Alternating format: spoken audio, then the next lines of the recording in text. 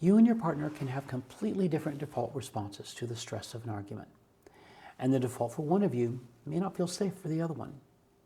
This isn't my opinion. This is based on groundbreaking research out of UCLA that changed our understanding of nervous system regulation.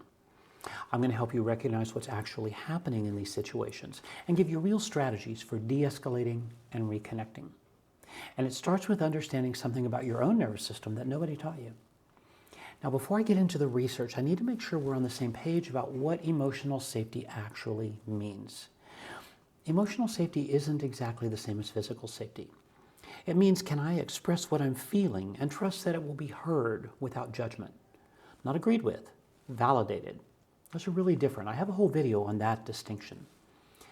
Most couples do fine when life is good. You picked each other based on chemistry and shared values, and that works until things get hard. Because when stress hits, your nervous system takes over, and that's where things get difficult.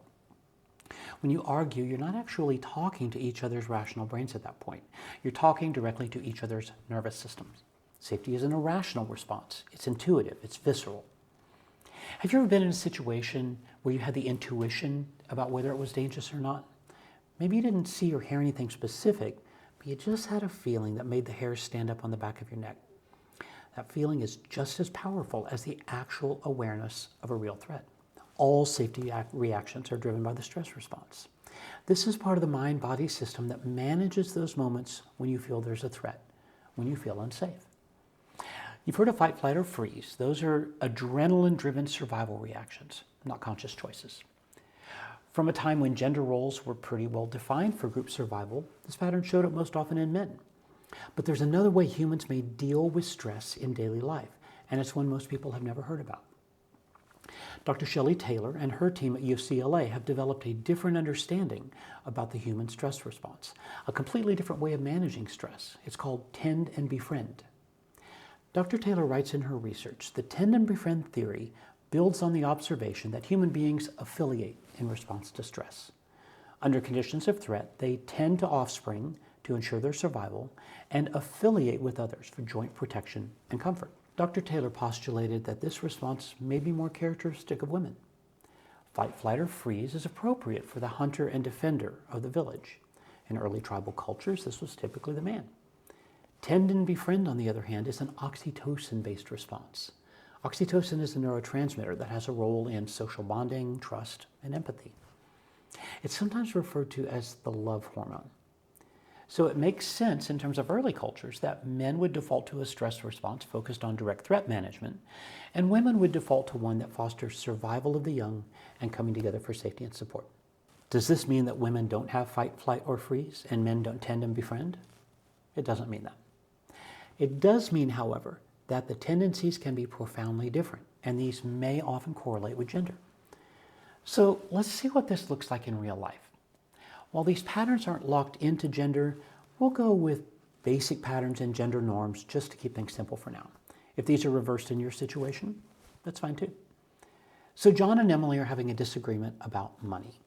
John wants to buy a new car because he's tired of fixing theirs, and Emily wants to hold on for another year to get some bills paid off. Things get heated. John begins to raise his voice. He feels hurt and offended that Emily doesn't seem to respect his ability to manage the family finances and make enough money. Emily tries to affirm her respect for John's abilities, but he's already upset. Emily grew up in a poor family, so spending money and taking on debt is always a huge stressor for her. She also doesn't deal well with conflict, so when John begins to yell, she excuses herself. She goes into the bedroom and calls her sister to talk about her feelings. When John realizes Emily is talking to her sister, he becomes enraged that she's airing their dirty laundry to her family. He yells more until she gathers up the kids, takes them to the mall just to get them out of the house until things calm down. Now John feels disrespected and begins to yell. That's the fight part of his adrenaline-driven stress response. Emily, feeling overwhelmed, retreats and calls her sister. That's befriend. When things escalate further, she gathers the kids and removes them. That's tend. Two completely different nervous systems doing exactly what they were designed to do. Who do you feel more connected to in this example? Leave a comment down below and let us know why, please. Here's the problem. Each person's stress response is almost perfectly designed to either piss each other off or undermine their safety. While Emily didn't worry that John would become physically violent, she also didn't feel comfortable with how that discussion devolved. She also didn't feel heard in her concerns about being frugal and avoiding debt. John felt disrespected and manipulated when Emily tattled on him to her family member. Who wouldn't get upset by these things? If Emily had yelled back, John might have respected that. He would have understood it anyway. But calling her sister, leaving with the kids, that didn't compute with John's caveman operating system. To him, it looked like betrayal and avoidance. To her, it was survival. It resonated with her nervous system. Most of us have been in situations where we either didn't feel respected or heard, or a partner did not engage the disagreement in ways that felt productive and fair. This is what emotionally unsafe looks like for both John and Emily. So what do we do about this? Wouldn't it be great if we could learn to read the room, identify our stress responses and our partners, name them calmly so we can both just take a breath and move forward? Yeah, that's not step one.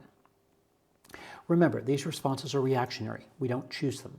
They just happen before we've had a chance to think about it. This is why it's called the stress response and not the stress rationally well thought out plan. Step one is that we need to get better at nervous system regulation.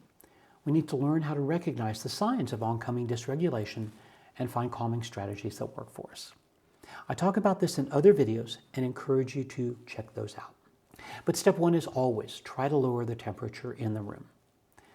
We're all responsible for our own feelings, words, and actions, so it starts there. Sometimes that requires us to get a little space from the situation. Don't just get up and walk out. That feels like abandonment, which is emotionally unsafe for just about everybody. Name it and give it structure. I'm getting to a place where I don't think I'm going to be productive in this conversation right now. I'm going to take a walk and calm down. I'll be back in 30 minutes. Let's try to continue then. You're reminding your partner that you're not walking out on them. You're trying to get yourself back into a headspace where you can engage with them productively. The next step, and it's so important that it's not even step 2, we'll call it step 1.5. Remember that we're dealing with emotions and survival strategies here. It's not rational and it's often messy. I know it can be hard when things get heated, but the more you can remind yourself that big feelings equal big mess, the more you can try to have grace for each other when things do get a little too salty. It's not a free pass to say whatever you want, and it doesn't mean you have to tolerate bad behavior. But when we can find some grace for each other, de-escalation gets a heck of a lot easier. Step 2 is reminding yourself that winning and resolution are not the same, especially if you're in fight, flight, or freeze. This is a strategy based on control and winning. Focusing on creating safety, hearing your partner even when you don't agree with them, and validating emotions are the raw material of repair. Not demanding a win isn't the same as losing. The real win comes through connection. When you can self-regulate and help bring the temperature down, you have a chance of recognizing your partner's coping strategies as different than your own. You can recognize the difference between manipulation and your partner finding safety in ways that may feel foreign to you. Learn to respect that. It also gives you a chance to set some boundaries that might feel right. When John and Emily calm down, he may have the opportunity to tell her that he's not okay with her sharing her arguments with her sister because it makes him feel uncomfortable at family events. They can try to negotiate a way for Emily to seek support, but do so in a way where John doesn't feel undermined with her family. Realize that safety is perceived as much as it's experienced. Whether you think the situation is safe or not, if your partner feels unsafe in any way, then they do.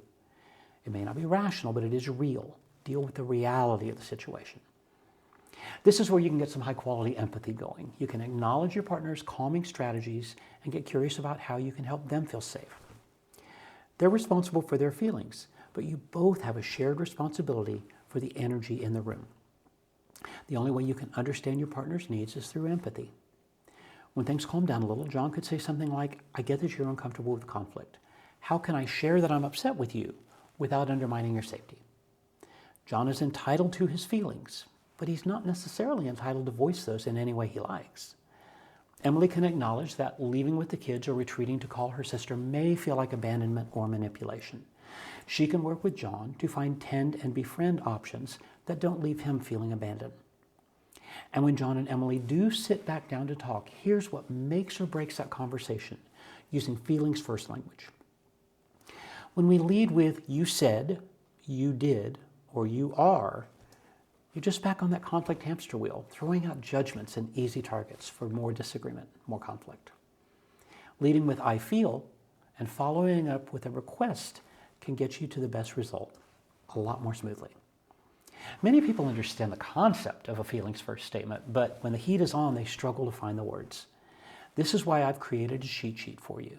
You can download my custom created feeling words document by clicking the link down below in the description. You can print the list and keep it with you for when you need it most. It gives you a way to tell your partner with confidence exactly what you're feeling without falling back on old habits. It's free, so get your copy by clicking the link. If you really want to create emotional safety in your relationship, start by learning to recognize that your coping strategies and your partner's may be completely different. That's not a threat, it's just biology. Friends, I hope you find this helpful. Thanks so much for being here. And until next time, be well.